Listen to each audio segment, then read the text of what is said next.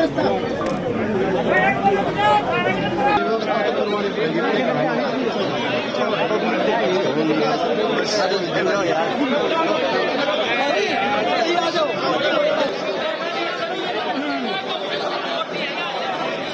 परिवार वाले तो इंसाफ की मांग कर रहे हैं और परिवार संतुष्ट कहीं ना कहीं है नहीं इस चीज़ से। लड़की भी उनकी बहुत बढ़िया समझदार है और परिवार में और भी लेडीज़ हैं, सब इंसाफ की मांग कर रहे हैं।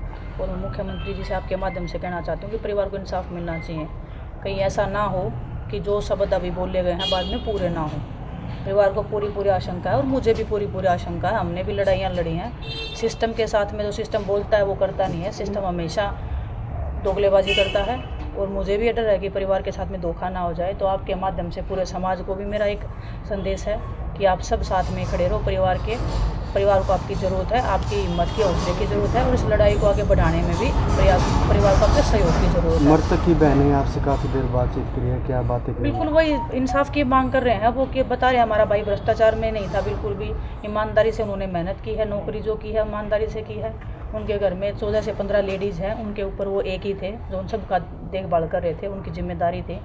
और अभी पूरा परिवार हौसला तोड़ा हुआ है और उनको भी डर है और मुझे भी डर है। और मुझे लगता है कि समाज को साथ खड़ा होना चाहिए और ऐसा ना हो किसी ने एक आस और उम्मीद में अपना जान दिया है तो उसकी आस और उम्मीद को पूरा करना चाहिए। जो वो सोच के गए हैं, जो वो बोल के गए हैं, उनका व्यर्थ नहीं जाना चाहिए जो उन्होंने बलिदान दिया है।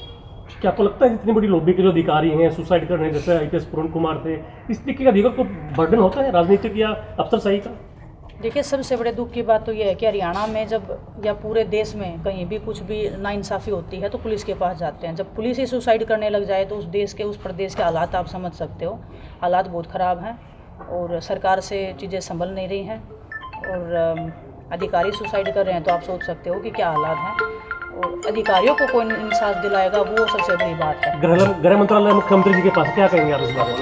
मैं आपके माध्यम से मुख्यमंत्री जी से भी रिक्वेस्ट कर रही हूँ कि परिवार के साथ में धोखाबाजी नहीं होनी चाहिए। जो शब्द बोले गए हैं उनको पूरा करना चाहिए और लिखित आश्वासन परिवार को मिलना चाहिए, ना कि शब्दों से बोल के और उस चीज़ को ख़त्म किया जाए। मैं परिवार से भी यही अनुरोध किया है कि आप लिखित आश्वासन लीजिए और उसके बाद में मुख्यमंत्री जी को लिखित में आश्वासन देना चाहिए, क्योंकि किसी का परिवार का सदस्य गया है। आपूर्ति तो नहीं हो सकती किसी भी चीज़ से, ना पैसे से होगी ना नौकरी से होगी। सभी का भी लोग हैं मेहनत पे, जिन्होंने आत्मसम्मान से ज़िंदगी जी है, उनके लिए आत्मसम्मान से बढ़ के कुछ नहीं है। लेकिन फिर भी परिवार में जो बच्चे हैं छोटे छोटे, उनका भविष्य को देखते हुए मुख्यमंत्री जी को संज्ञान लेके और वो लिखित में उनको आश्वासन देना चाहिए और वो पूरी होनी चाहिए चीज़ें। FI तो दर्ज कर लेगी है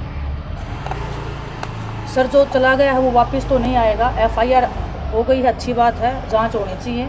जो भी करप्ट है, जिसकी भी साजिश है, परिवार वालों को भी अंदेशा है पूरा और पूरे समाज को भी, पूरे प्रदेश को भी इस चीज़ में जानना है कि एक्चुअल में हुआ क्या है। लेकिन परिवार को कुछ तो मिलना चाहिए, उनको इंसाफ तो मिलना ही मिलना चाहिए। बच्चे हैं, उनका पालन पोषण कौन करेगा, उनकी जो आगे की जिम्मेदारी है उसको कौन निभाएगा, वो समाज को भी सोचना चाहिए और इस प्रदेश की सरकार को भी सोचना चाहिए।